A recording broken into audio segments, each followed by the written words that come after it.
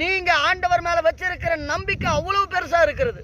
நீங்க ஆண்டவரை விசுவாசிக்கிற விசுவாசம் அவ்வளவு பெரிய விசுவாசத்தோட கூட நீங்க வாழ்ந்து கொண்டிருக்கிறீங்க. அதனாலதான் கர்த்தர் சொல்ற, நான் உன் கூட இருக்கிறேன், யாருமே உனக்கு தீங்கு செய்யப்பட முடியாது.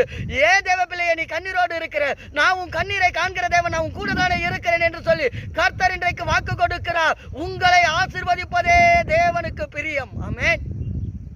நீங்க ஆசீர்வாதமா தான் வாழ போறீங்க. என்னை ஊழியத்தின் பாதையிலே ஆசீர்வதித்த தேவன் உங்களையும் உங்க குடும்பத்துல மிகப்பெரிய ஆசீர்வாதமா, சாட்சியா, மிகப்பெரிய உயர்ந்த ஒரு சந்ததியா உங்களை உருவாக்கி ஆசீர்வதித்து சகலத்தையும் நன்மைக்கு ஏதுவாய் செய்து முடித்து உங்களை வாழ வைக்க போகிறார்.